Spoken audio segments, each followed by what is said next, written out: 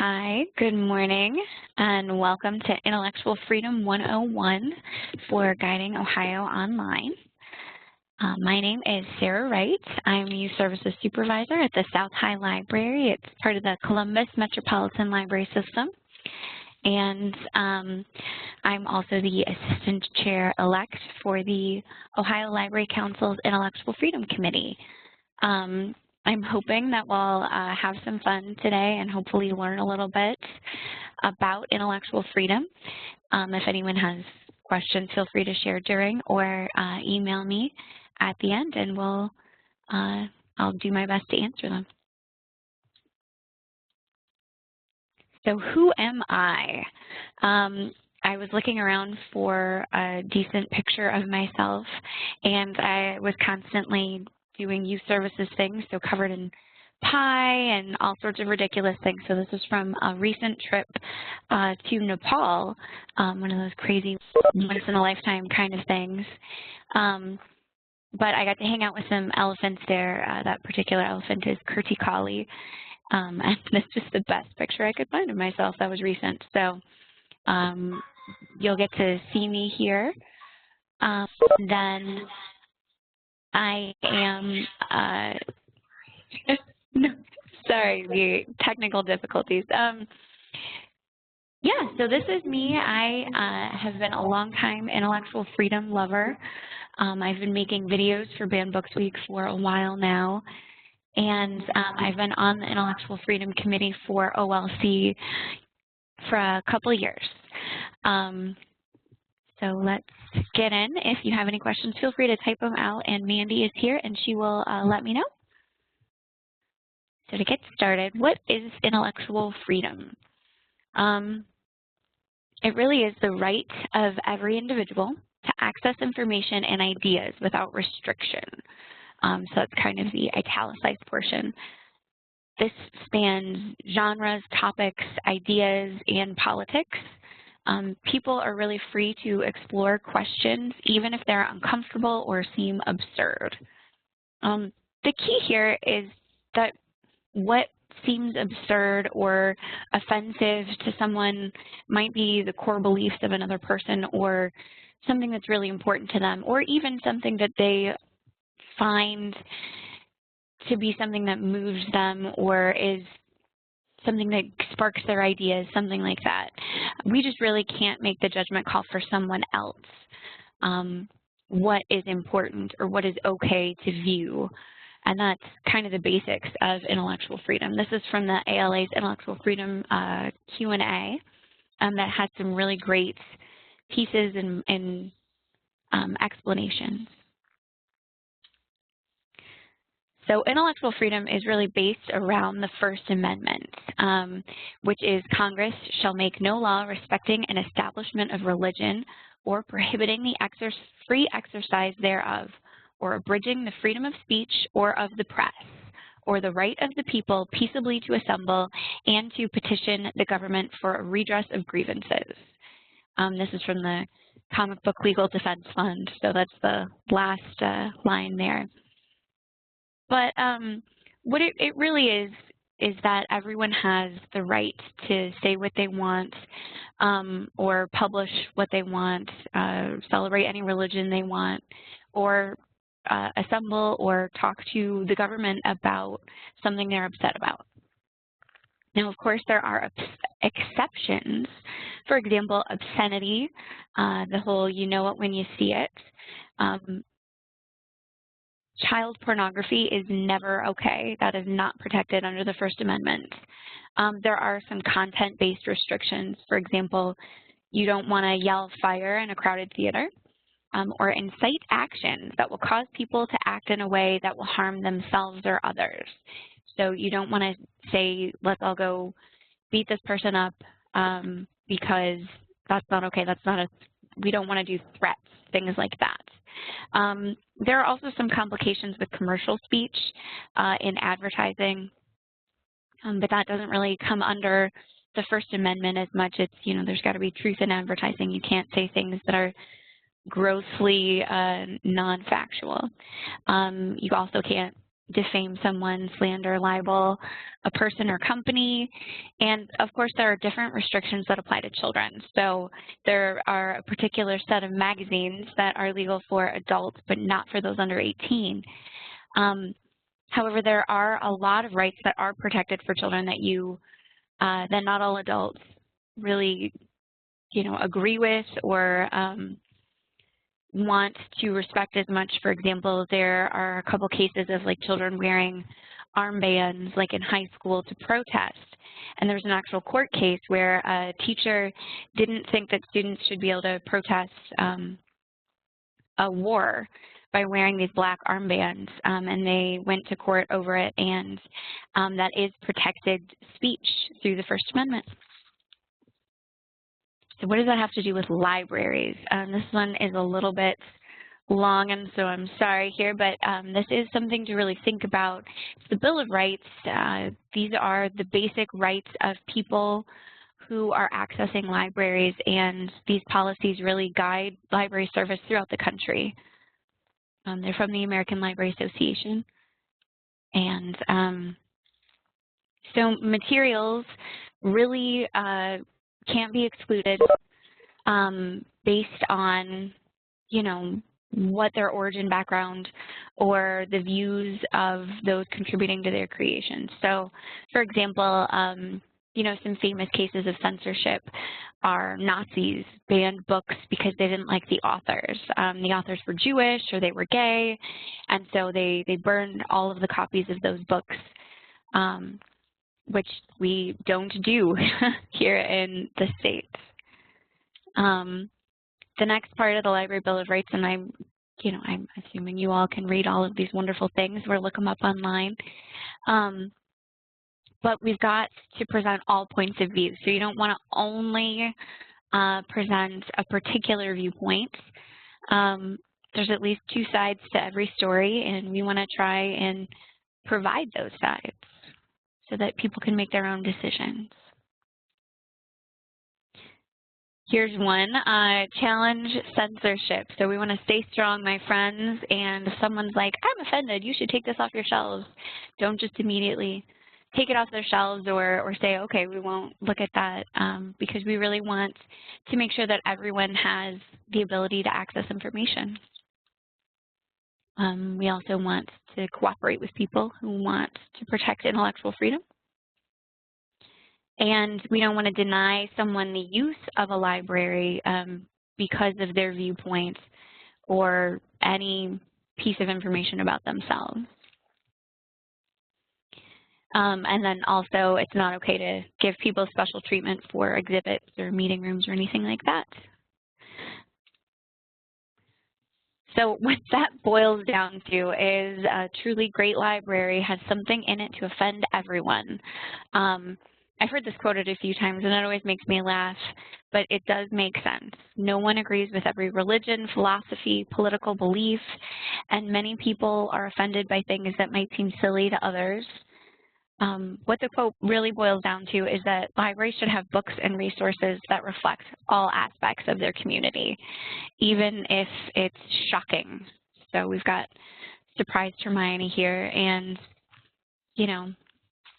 there are going to be different things that offend different people, and we've got to make sure that, we're being open so that the people who are getting or coming to our library have the ability to find information that reflects their beliefs or things that they want to learn about. So intellectual freedom means preventing censorship. Censorship is kind of the opposite of intellectual freedom. And it means that someone else is controlling what information you can and can't access.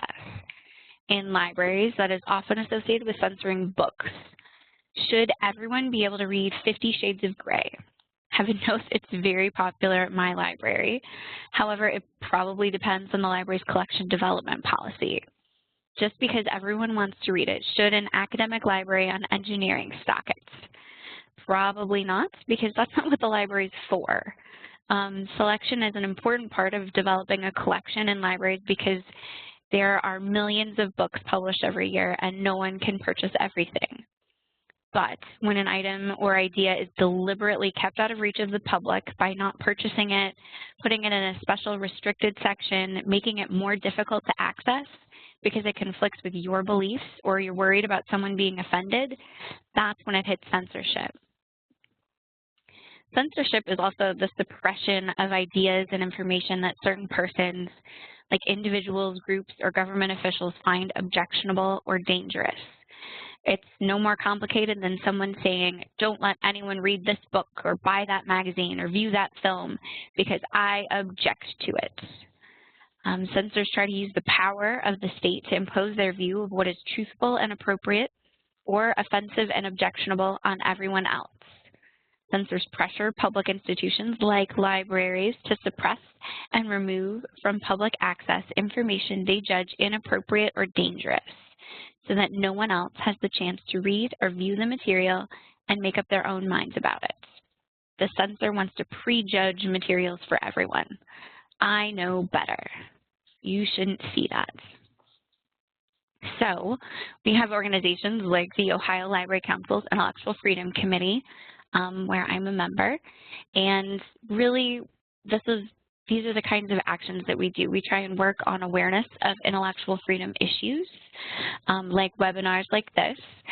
We work with library staff on handling challenges to books and work on increasing access and intellectual freedom throughout Ohio. So one other part of the committee's work is to promote intellectual freedom is our Banned Books Week video. It will probably take a second to load. This year's theme was comic books and graphic novels, and that was the theme throughout the entire country. ALA worked with the Comic Book Legal Defense Fund to raise awareness, especially about comics and graphic novels. So this is our video for the year, just kind of thinking about intellectual freedom, and you can see me here wearing a mustache.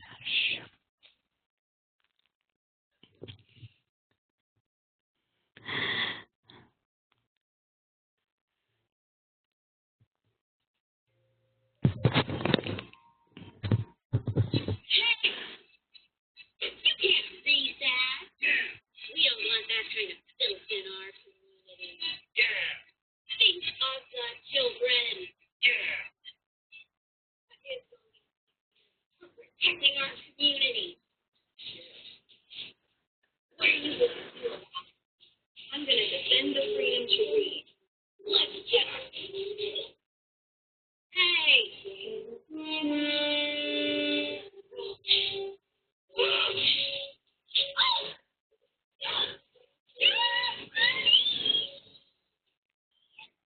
Great power, great responsibility. Either on your own.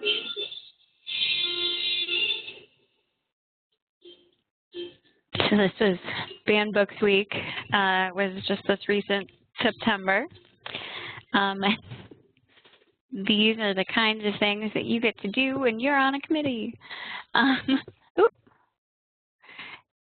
Yeah, that's a fun video. We've done videos for a few years now, but it's really just a lot of times, I mean, for Banned Books Week, it's about books, but there are all kinds of aspects for intellectual freedom. But what does book banning mean exactly? And so I want to give some definitions for you. There we go. All right, so what is a challenge versus banning a book? Really, in expressing opinions and concerns, would-be censors are exercising the same rights that librarians seek to protect when they confront censorship. In making their criticisms known, people who object to certain ideas are exercising those same rights as those who created and disseminated the material to which they object. However, their rights to voice opinions and try to persuade others to adopt those opinions is protected only if the rights of the person to express the ideas they despise are also protected. The rights of both sides must be protected or neither will survive. So what does that mean?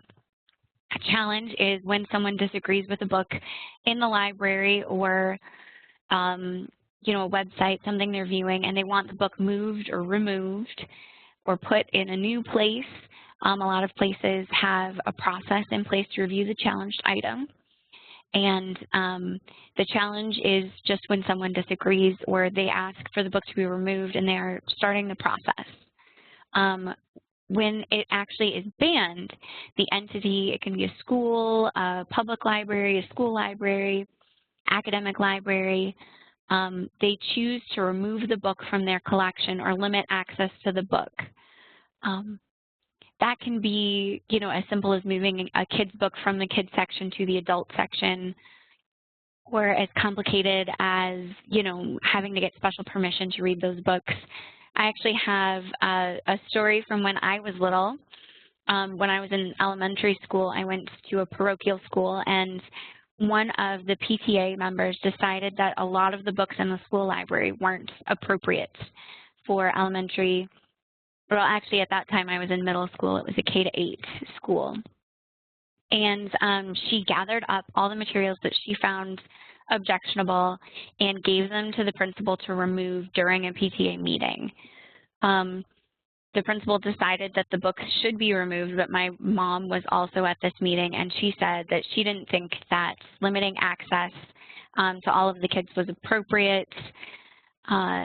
The books ended up being removed from our regular school library, but there was a special Sarah-only section of books where I could continue to go and check them out and read them.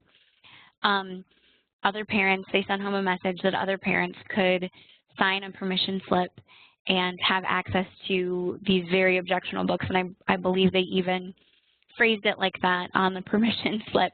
And so no other student was allowed to read those books because no one else had the permission slip. So that does count as banning because I was the only one who could access those materials. Though this was an unreported challenge, we didn't really have an official librarian who could report this to the ALA or anything. The top 4 reasons for censorship of books currently, really the first one is sexuality, things that are too sexual for someone or some, age group. The second one is offensive language, swear words and things like that. Number 3 is unsuited to the age group. And number 4 is homosexuality, a book that portrays homosexuality. So what is not a challenge? That was a lot of stuff on there. And this is a very hard one sometimes, but if a parent asks that their child be allowed to read something, they're allowed to do that. They can ask their school for an alternative assignment, and the teacher will give the child something else to read. And that's okay. We really want the parents to have the ultimate control over, what their students read and what they talk about. This is the really hard one sometimes for me. If someone personally decides not to read something, even if you really, really want them to read it. This is one of those, kind of funny things. They should just read this and they would realize that it's great and wonderful.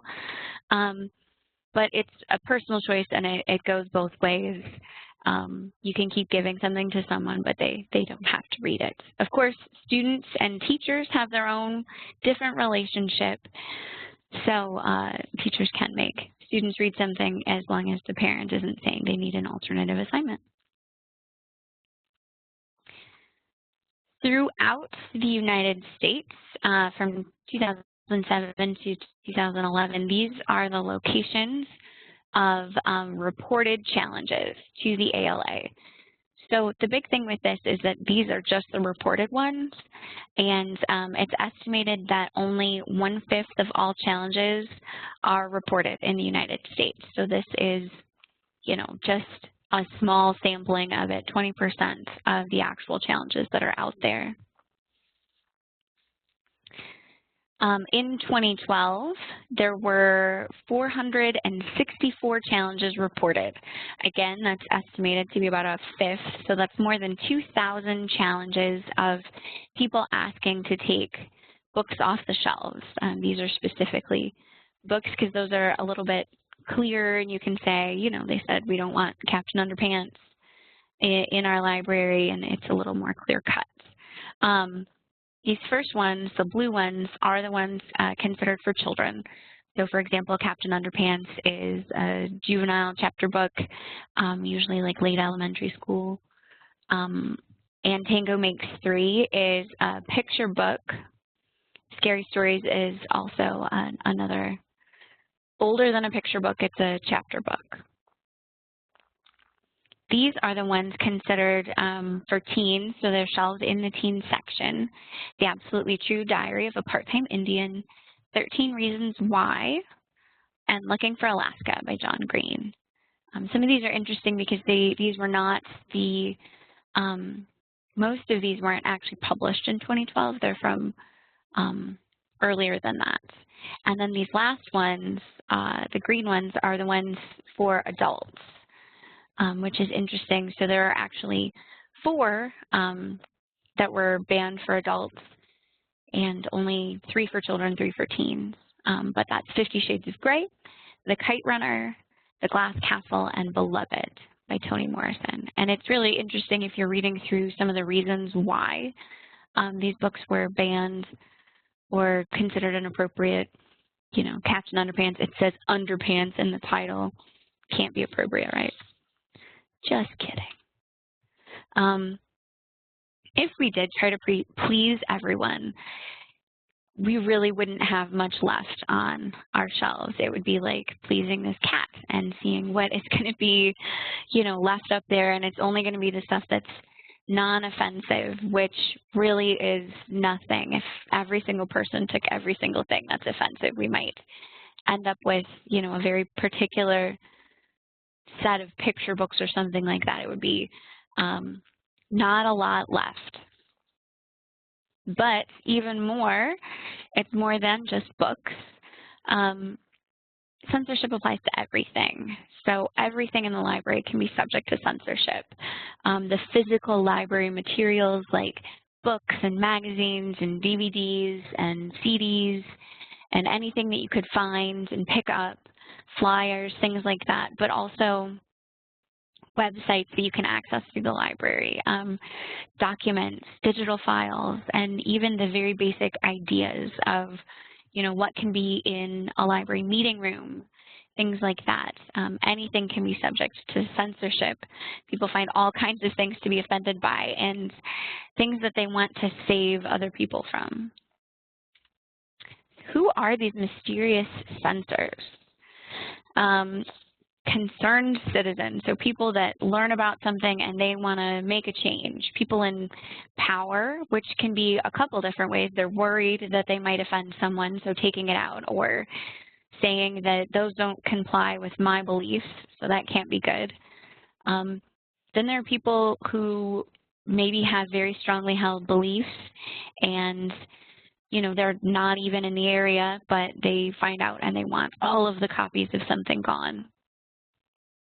A lot of times it can either be that they disagree with the material itself or a line, a word, the author, things like that. But more often than not, more than these people, the usual culprit of who wants to censor material, parents. You know, grown-ups want to protect their kids, and honestly, when it really comes down to it, you want parents to be involved in what their kids are having access to.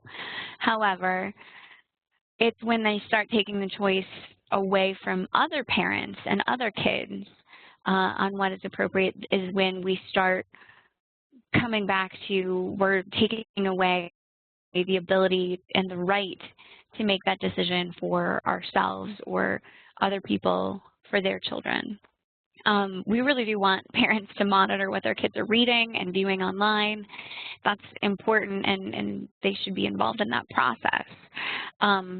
But, you know, parents might see a book in the school library, public library, class reading list, and decide that they don't think that that should be there anymore.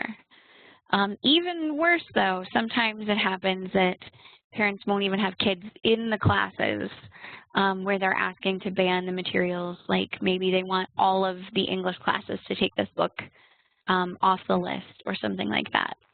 there was a pretty famous potential banning for John Green's book, Looking for Alaska. John Green is the author of the recent Fault in Our Stars, which was a big movie this past summer. But his first book was Looking for Alaska. And there's a couple really great videos that he made online about it. And a lot of people wrote letters in protest to keep the book from being banned. It was going to be taught in an honors English class, and a group of parents signed a petition and objected to this book, got really upset. And then when it was presented to the school board, they found out that none of the angry parents actually had students in that honors English class that was going to be reading the book. They just really felt like the book was too objectionable for anybody's kids. It ended up being kept in the class.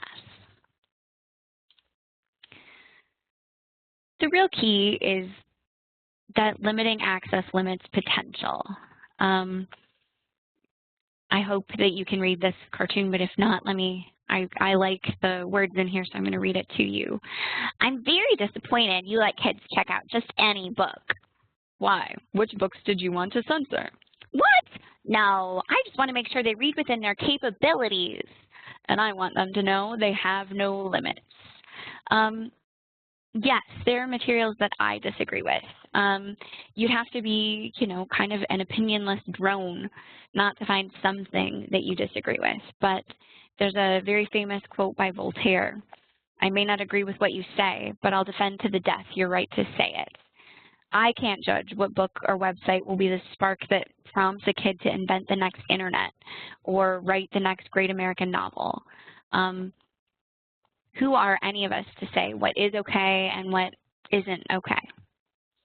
We've got to keep those limits open for kids so that they can really find their spark.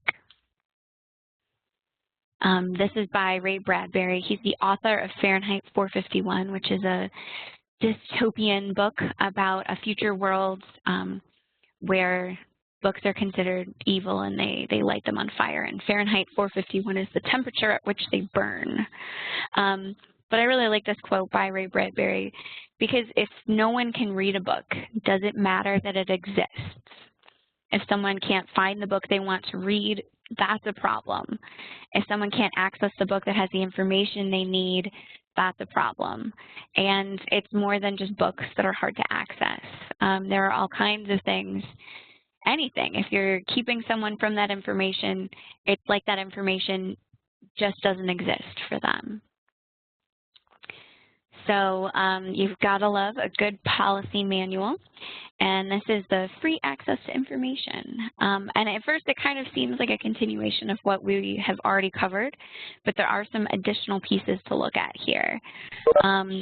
The points that I would really like to highlight are that information resources provided directly or indirectly by the library. And then regardless of technology or methods of delivery, should be provided and accessible to all library users. So there's a couple key things in there, even things that are indirectly provided by the library that are a different technological format than we're used to. It could be online. Online resources are indirectly provided by the library, and regardless of how it's conveyed or who needs it, which is kind of a huge piece of some of the things that you're going to be encountering. So let's break that down a little bit. So when we say that it should be provided to everyone, we really honestly mean everyone. So kids, the elderly, people with disabilities, minors, non-native speakers, everyone deserves the same access to information, no matter who they are, what they know, or how they'd like to access something. Everyone has that right. Without restrictions. Okay, so my animated GIF there is not an accurate depiction of not having limits, but let's go with a metaphor here. This is a difficult one because it means that we won't confine or place limits or keep barriers in place to library resources. but without thinking of technology, format, or methods of delivery. So we have constantly changing formats and materials. How long should a library hold on to their VHS tapes? Do you have software that will support every version of Word that someone might have on a home computer? The key here is not to have every single format or computer from the last 50 years. That would be impossible and a little bit crazy pants. However, finding ways for people to access those formats, using other libraries' resources, finding information on a format that they can use, or even helping them use it in the library are all valid ways of providing access. For example, there are extensions that you can download from Microsoft and other developers that will allow people to open old format documents so they can save them to a format that's usable on the library's computers, conversion software. It does take time, so sometimes if the patron or customer is in a hurry, it can be a little bit awkward, but most of the time, if you can make it work, everyone is super grateful, super thankful. Providing access without restrictions often relies on being very creative, open to ideas, and available to help someone through something with which they're not familiar. We want the limit to not exist. But you don't need to be the expert in everything. Just like when someone is looking for a book and they can't find their point of view or their information, they can request an item be added to a library's collection. With information, you can also direct people to sources to look for that information. It's really not the instant access of Google. It's not going to be like, here is that exact thing you were looking for right now. You've just got to be open to finding sources of information for your customers, your patrons. No library is ever going to be able to access every good source on every topic. It's just not feasible. I think I heard a statistic that there were like 8 million books published last year. You just can't have them all. However, libraries can find another location to go to. For example, if you're looking at a local history topic and you don't have the exact information someone's looking for, you can refer them to a historical society or find a website or database that a customer can look through to find that exact information that they need, help them, guide them on their search, help them with their technology, and that's really the key piece here. Mr. Neil Gaiman, being a very famous adult and children's book author, he's written American Gods, Coraline, which was made into a movie, the Graveyard Book, Newberry, Stardust, also made into a movie, the Sandman series, and all of that. And I mean, this is probably a little self-gratifying being a librarian myself, but Google can bring you back 100,000 answers. A librarian can bring you back the right one.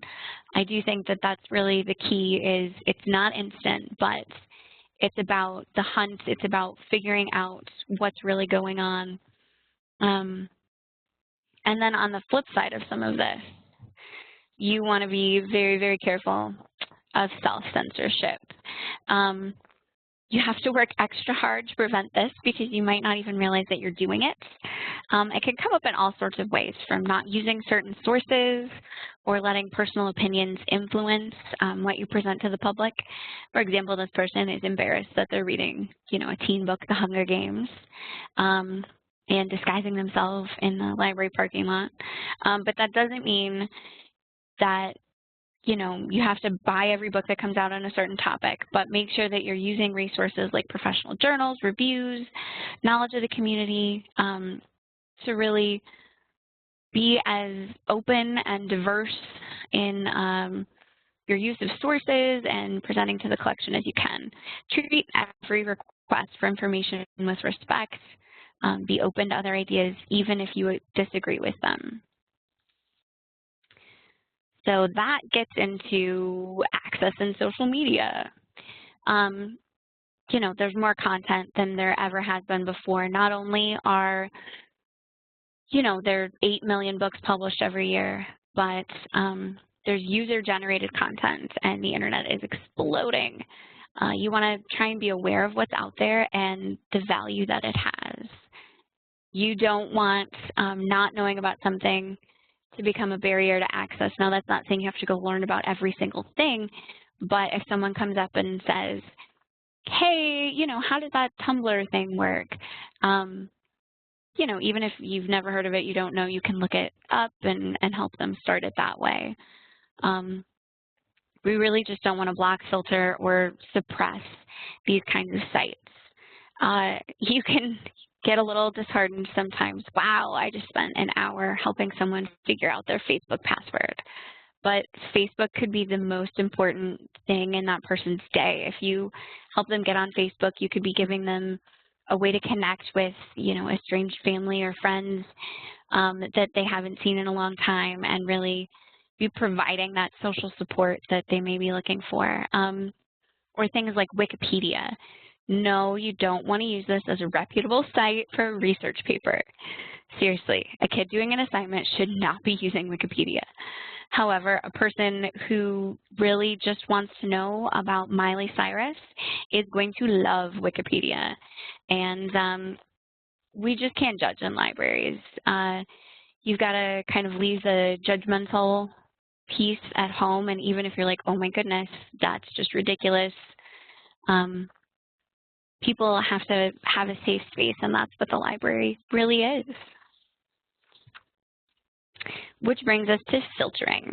So filters are tools that will block websites, images, searches on computers. The American Library Association really doesn't believe that libraries should be using filters in there because filters can give parents and guardians a false sense of security, prompting them to believe that children are protected when they're not. Numerous studies have documented that filters fail to block a lot of sites that are banned under the Children's Internet Protection Act. One conducted for the Kaiser Family Foundation found that filters do not block access to 1 in 10 pornography sites under conditions simulating intentional access. So 10% of pornography sites that should be blocked weren't when people were purposefully trying to find them. And then 1 in 3 pornography sites were not blocked under conditions simulating accidental access. So someone types in a search phrase not intending to find pornography, and 33% of the time, if it's using a particular set of keywords, it could accidentally access sites that you wouldn't want people to get to that are not the protected free speech. Then there are also overblocking, a lot of perfectly legal, useful information. Some of the examples of things that get blocked by filters are web pages for the Quakers,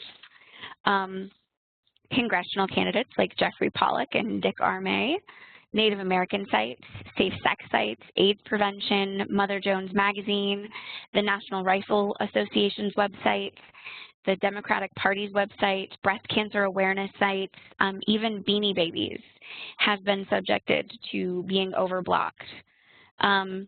Beyond specific web pages, filters can block entire news and commentary sites such as salon.com and sites that convert works from English into other languages, translation sites, because filtering companies can think that some of those sites circumvent their filters, so they block the entire thing. Because filters often categorize entire websites or IP addresses based on a small portion of that site's content, many individual pages are unnecessarily blocked or not counted when evaluators assess overblocking. Instead of using filters, the ALA recommends guided internet use, especially for children 10 and under.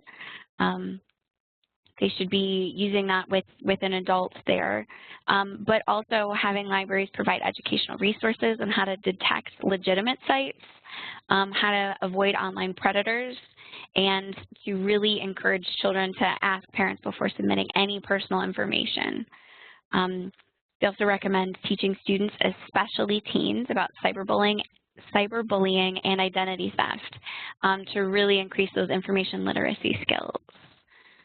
But after all of that, in reality, most of the libraries where you work will probably have filters, including the library where I work. The Children's Internet Protection Act requires that any school or library that gets any federal funding or special rates, discounts for their internet, they have to use filter software.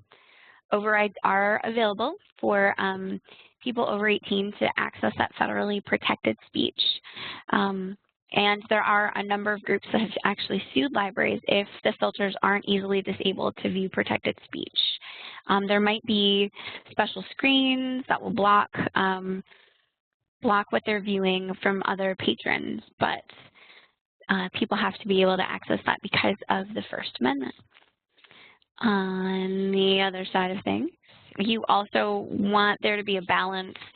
We want people to access any information that they might want, but we also want to help people find legit websites. So for example, filters aren't going to stop anyone from phishing scams, spyware, malware. They're not, virus protection or anything like that. There's kind of a street smarts of the internet literacy. You want to level up and help people learn a little bit more. Someone who is just learning to access the internet may not have the skills to know what information is legitimate. So we want people to be able to use any sources that they really want to use, but we also want to make ourselves available to find those good sources. If you know that FAFSA.com is a paid service, and there are some other FAFSAs.info, I believe, that are phishing scams to get your information, then you want to make sure that when people are looking to fill out their FAFSA, they go to FAFSA.gov, and that's not censorship, that's helping them find the information that they really want. This is another important piece of it. We want everyone, regardless of any abilities they might have or any special needs that they might have, to be able to access information. So a lot of libraries are looking at all of these special, software or physical pieces to help people. However, you might have to be a little creative to find ways to increase access to customers. The budget really isn't always there for all of the bells and whistles for people to be able to completely do everything themselves. But doing your best in the kindest way possible could really make all the difference. And that can still be providing that access even if there aren't all of these pieces in place. They probably will have workstations that are easily accessible to people in wheelchairs, but some of these other ones can be a little bit more expensive for libraries who have small budgets. So privacy is next. I heard that you have had another kind of information piece on privacy, so that's very exciting. Because libraries have really been a key place to protect privacy and confidentiality. We really want to provide discreet assistance and keep things private. We don't share, customer information with anyone. A lot of libraries actually have software in place to erase everything that patrons are looking at on the computer when the computer shuts down. We, want to give everyone the ability to have a private source of information, especially if they're seeking out information that they might be embarrassed about or that they don't want other people to know about. I've thought of things of, I've helped people in abusive relationships seek out help for things like that. You want people to feel safe and they want to respect the library. Now granted, sometimes some of our users aren't always private with their information, taking a lot of pictures, lots of selfies, posting online. But we have to give them the opportunity for privacy and also protect the other people in that space. Everyone is entitled to a little bit of privacy. Of course, not everyone accesses that privacy in their own world and relationships. I really don't know that I can emphasize you know, the non-judgmental enough, but here's another slide to talk about it. To really have a successful, you know, reference interview where you're figuring out what someone needs. You're trying to help them get what they need. You have to ask questions. You have to get curious to figure out what they're looking for. And people aren't always going to tell you what they need. They might, you know, be wanting to look up an old flame on Facebook, but they're going to start with, you know, how do I get on the internet, or I need an email. And you have to, you know, walk them through the process while also helping them find the information, their final end result that they're really looking for. So you will need to ask questions to kind of figure out what you can do to help. But to really get there, you need to create that safe space, free from judgment, where they can tell you what they need and be comfortable with it. You know, you might feel a little weird when you're like, wait, what do you mean I've got to help you get on a dating site or whatever it is, but you've got to be open to helping. There are a lot of barriers out there, especially for certain groups of people, you know, special needs access, poverty. The library may be the only place that they can go to get on the internet and check their email or apply for a job. And that can be very difficult. And then, you know, people in poverty, maybe they're working a couple jobs and they only have a very set amount of time where they can come in and do that. There's the digital divide, which is that gap in technology training and experience. There's constantly changing technology.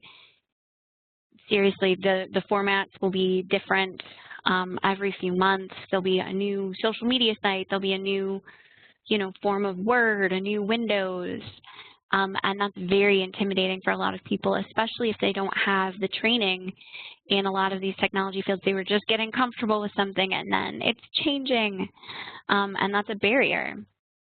But especially fear of judgment. No one wants to look stupid, and no one wants people to think that they're stupid. So they might be embarrassed, like, oh, I can't get on Facebook, but, you know, I don't want to go ask someone.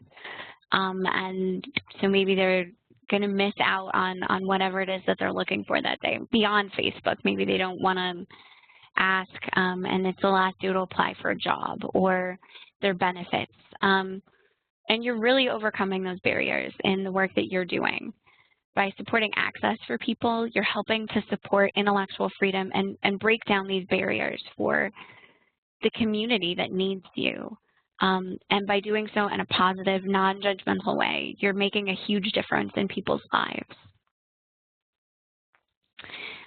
This is the amazing Judy Blume, and it's specifically related to book censorship about her books because they have been challenged and banned a lot of times, but it really applies all around.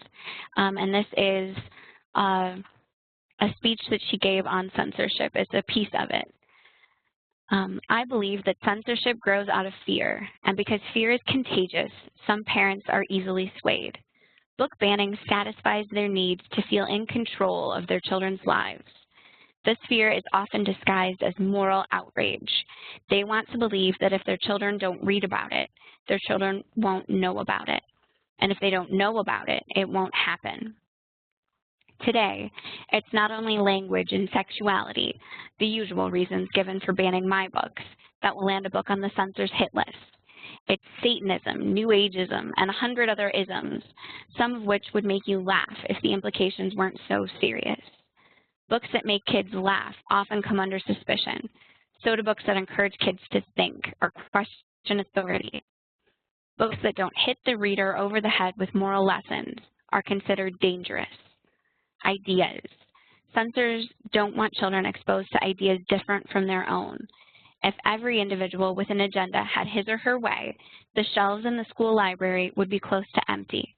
I wish the censors could read the letters kids write. Dear Judy, I don't know where I stand in the world. I don't know who I am. That's why I read, to find myself. Elizabeth, age 13. But it's not just the books under fire now that worry me. It's the books that will never be written, the books that will never be read, and all due to the fear of censorship. As always, young readers will be the real losers. And that's the end of the Judy Blume quote. But for us, it's really our customers, our patrons, who are going to be the real losers when we cut off access and don't, allow them to find that information that they need. What are some things that you can do? You can keep an open mind. That's very important. You've got to meet people where they are. You never know where someone's going to be on the technologically savvy spectrum. I hear on a daily basis, can you help me? I'm computer illiterate. And you've got to meet people and get them what they need in a way that feels comfortable for them. And also help them with what they need, not what you think they need. That is a key piece in keeping an open mind and meeting people where they are. Even beyond that, you got to talk about censorship. If you never talk about it and you just think, well, I think I'm doing okay, it can be tricky. You want to talk with people you're working with, talk with your library staff, email me. I'm very open to that. Staff at your libraries, talk to Mandy. She's amazing. And then also, if you really want to get on the library bandwagon, you can read a banned book. Banned Books Week is at the end of September every year, and you can celebrate your freedom to access information and read what you like by reading a banned book. Captain Underpants, the most dangerous man in America, because he is the #1, or was the #1 banned series in 2012. Kind of want to go into the Universal Declaration on Human Rights. This isn't even a piece from libraries at this point. This is the Universal Declaration. And Article 19 is, everyone has the right to freedom of opinion and expression. This right includes freedom to hold opinions without interference and to seek, receive, and impart information and ideas through any media and regardless of frontiers. There are many examples worldwide of places where you can't read what you like, or where Twitter is banned, or you can't access all information on a level playing field. But the ability to express yourself and to learn is a human right that everyone deserves. And that is really what intellectual freedom is all about. It's finding that balance, finding that way to let everyone access and have that right to learn without fear. So let me know if you have any questions, concerns. I have Jennifer Lawrence here, but feel free to just let me know what you need. If you want good book suggestions to get you fired up about censorship, that's I've got some of those. I'm happy to answer any questions you might have of what it looks like, or if you think of something later, you can always ask Mandy or myself. I think my email is on the Intellectual Freedom Committee's website, but if not, you can ask Mandy and she can direct you towards me. Hi everyone, this is Mandy. If you do have any questions, you can type them into chat. If you don't see the chat box, if you move to the right-hand side of your screen and click on the word that says chat, you can either send a chat question to all participants, and that will go to everyone, or if you wish, you can just select host, which is me, and I will read it aloud to Sarah.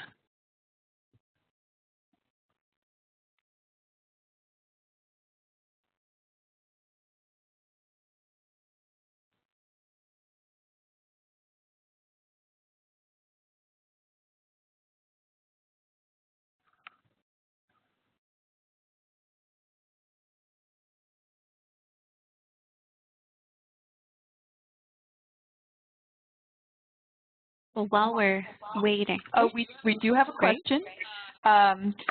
Question, is the Library Bill of Rights just a title heading or an actual government bill?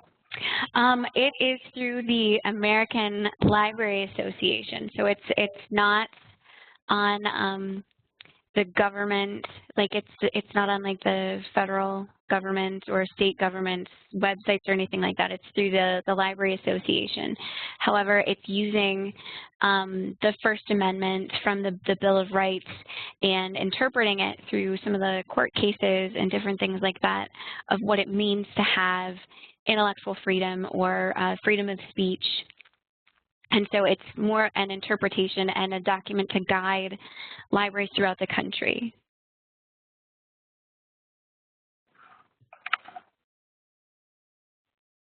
But that's a great question.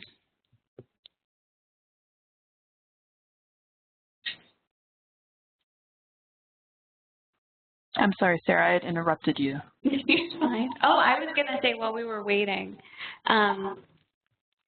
my favorite book about censorship and finding, if anyone is like really excited and wants to learn more or kind of get fired up about it, is a graphic novel actually called Americus that you will hopefully be able to find in your library or get it through interlibrary loan.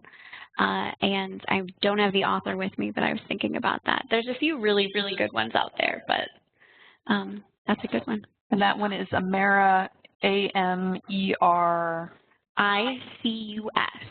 Americus. Okay, I've typed it into chat. Nice. Thank you. Sure.